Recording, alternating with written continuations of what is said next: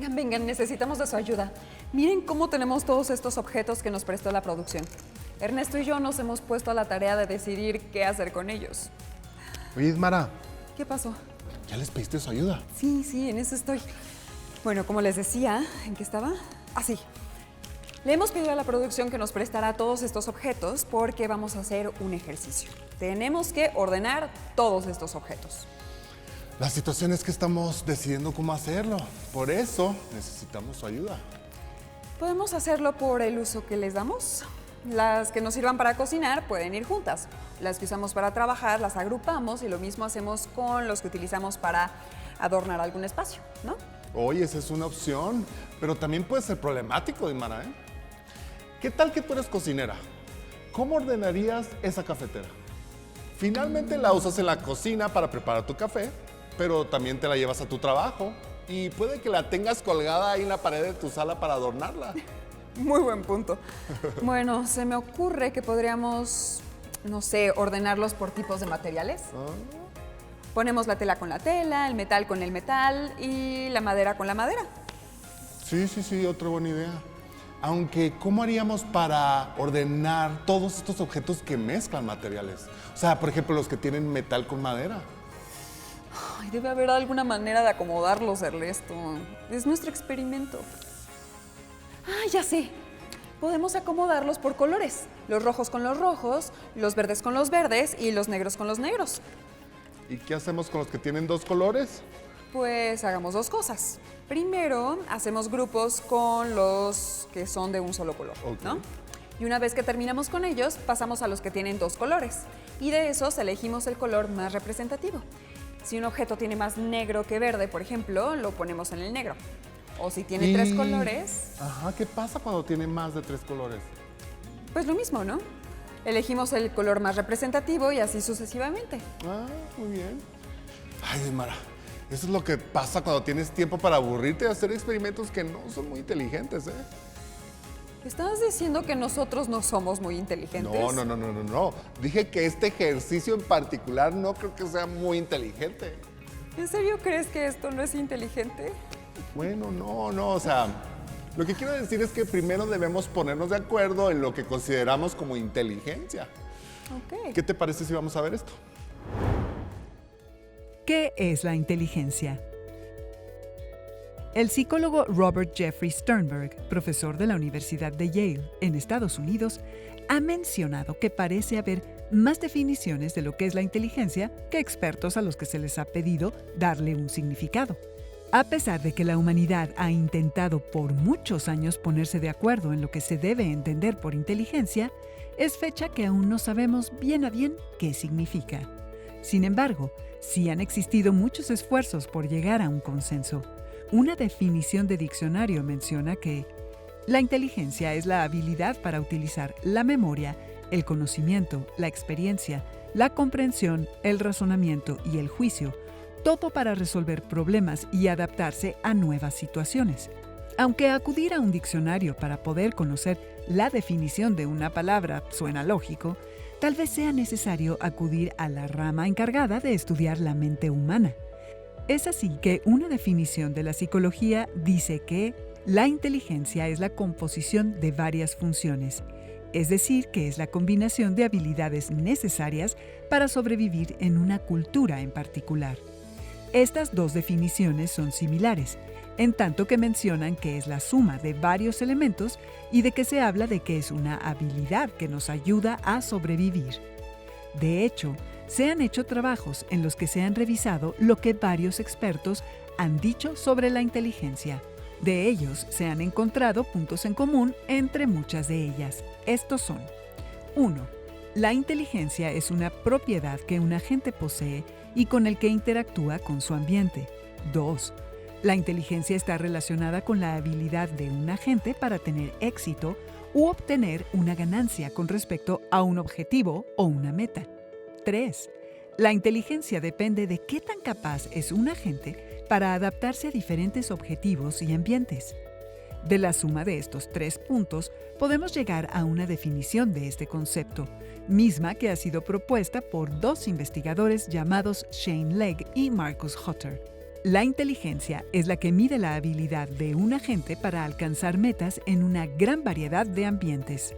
Sin embargo, de esta última y de los 3 puntos anteriores, hay algo que llama la atención.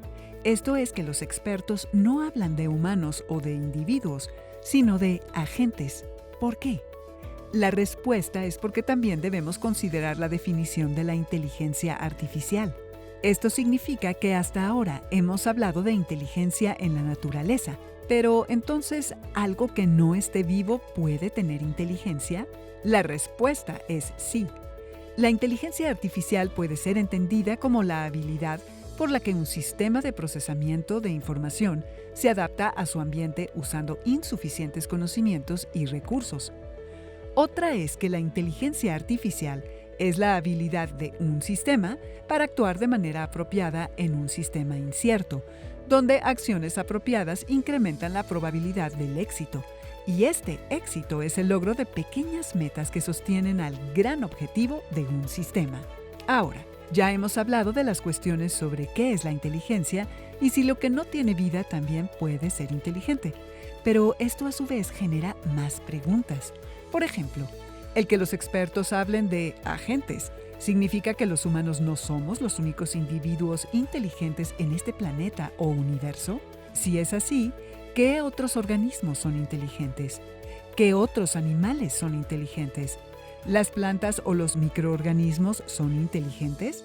Con todo esto queda claro el por qué es complicado comprender o llegar a un consenso de lo que comprendemos como inteligencia.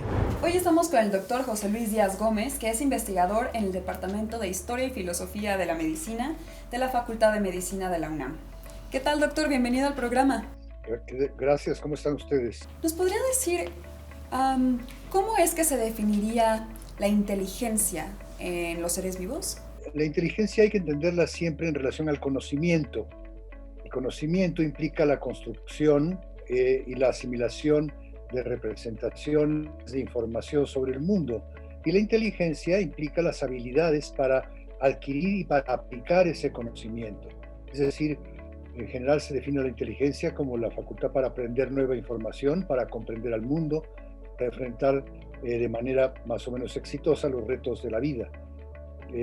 También se dice que es la habilidad o el conjunto de habilidades tanto innatas como adquiridas para razonar, para ajustarse y adaptarse al medio, para lograr nuevas capacidades y sobre todo para solventar problemas desconocidos.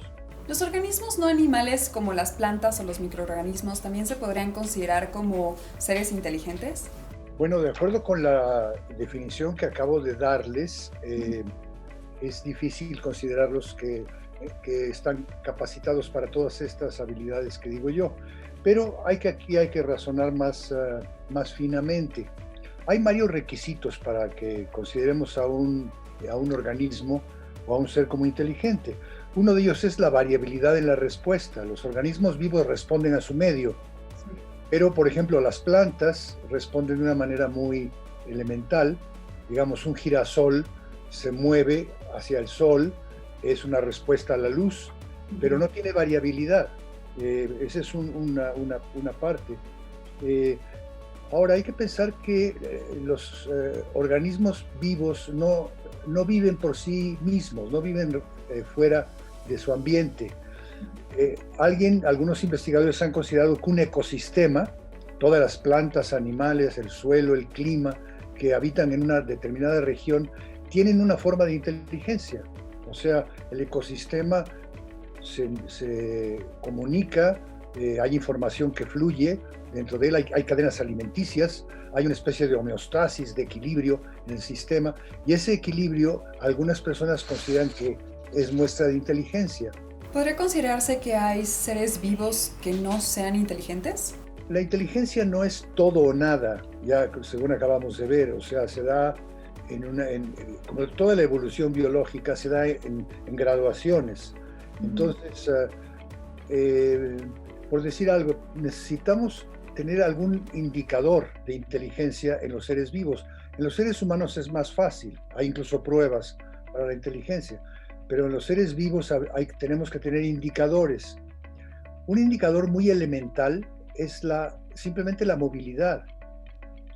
Los seres vivos, las plantas están fijas usualmente a su suelo, pero la mayor parte de los seres vivos son móviles.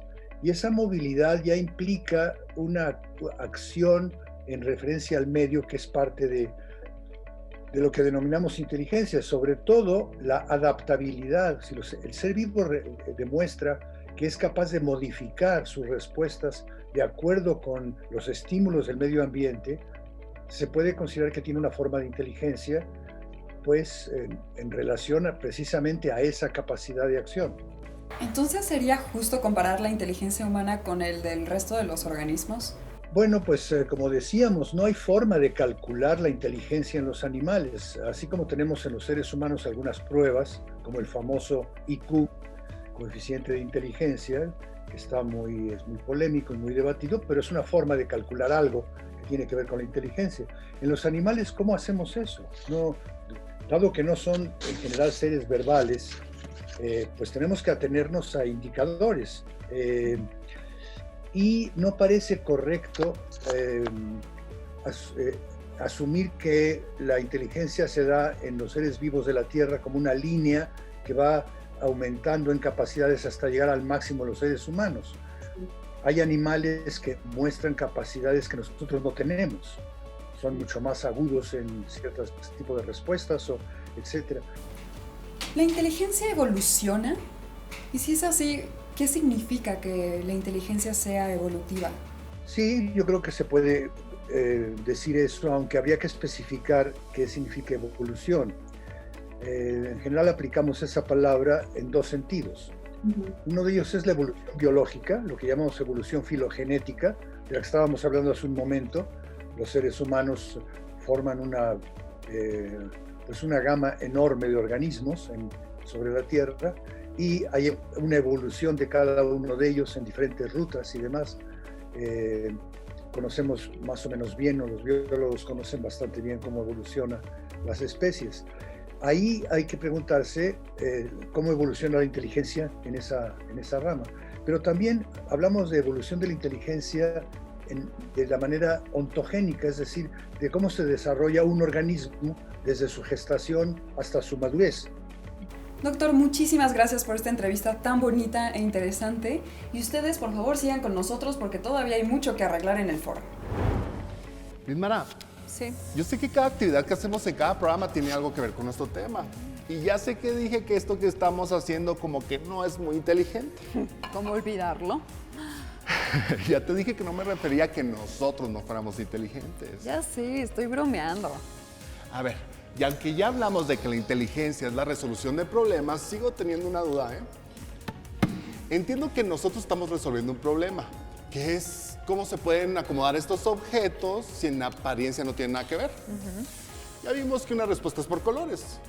Pero ¿qué tiene que ver que aunque nosotros estemos acomodando estos objetos con la inteligencia? Es que ya hablamos de la inteligencia que tienen los organismos, pero ahora vamos a hablar de inteligencia artificial. A ver, te escucho, amiga. La inteligencia artificial utiliza algoritmos, este concepto matemático que significa que una secuencia de instrucciones bien definidas se utiliza para resolver problemas o realizar cálculos. ¿Que me des instrucciones cuenta como un algoritmo? Sí, se podría decir. Yo te di las instrucciones para ordenar los objetos. Te dije que se podían acomodar por colores, ¿no? ¿Y por qué no estamos usando un robot que haga esto por nosotros, Lismara? Porque no tenemos uno. Pero si supiéramos construir uno, bien podríamos darle las instrucciones para que acomode estos objetos como nosotros queremos. ¿Me estás diciendo que estamos a un paso de seguir acomodando estos objetos usando nuestras manos o de crear un programa de computadora que acomode estos objetos por colores? Pues me temo que estamos a más de un paso de conseguir esto. Es verdad que la inteligencia artificial utiliza estos algoritmos, pero además de eso, tiene que generar lo que se llama aprendizaje automático. ¿Y eso qué significa? Que tienes más de un algoritmo. En realidad tienes un conjunto de algoritmos que utilizan la estadística para encontrar patrones en una enorme cantidad de información. Y cuando te digo una enorme cantidad de información, me refiero a muchísima información. O sea que todos estos objetos son nada. Bueno, pero ¿y cómo qué información entonces? Pues como números, palabras, imágenes, cualquier cosa que se te ocurra, pero en grandes cantidades. Te propongo que vayamos a la siguiente entrevista para que nuestro experto nos cuente más al respecto. Vamos a verlo. Estamos con el doctor Enrique Hernández Lemus, quien es investigador del Departamento de Genómica en el Instituto Nacional de Medicina Genómica. Enrique, ¿qué tal? ¿Cómo estás? Muy bien, muchas gracias. Doctor, las definiciones que hemos revisado acerca de inteligencia hablan de agentes y no necesariamente de individuos u organismos. ¿Esto quiere decir que la definición de inteligencia artificial nos ha hecho replantear este asunto? En realidad no, lo que pasa es que muchos investigadores actualmente, y de hecho me incluyo, prefieren estos términos para establecer las diferencias entre los sistemas de inteligencia computacional y la inteligencia en los seres vivos. A veces, algunas de estas analogías que nosotros usamos para entender cuáles son los procesos de los algoritmos para generar inteligencia computacional han generado más confusión que claridad. Entonces, si usamos el término agente, este se puede referir tanto a un ente vivo como a una máquina o a un algoritmo, y entonces el uso es más general. Doctor, hablamos de los algoritmos y de cómo el aprendizaje automático pues utiliza la estadística. Mi pregunta es, ¿qué otros elementos matemáticos tienen que ver o se utilizan en la inteligencia artificial? Esa es una pregunta muy interesante. Yo diría que la teoría de probabilidad es muy, muy importante, la lógica matemática, una rama de las matemáticas que se llama análisis combinatorio, que dice cómo podemos contar conjuntos de números muy grandes. La visualización es muy importante, así que ramas como la geometría y la topología juegan también papeles muy importantes.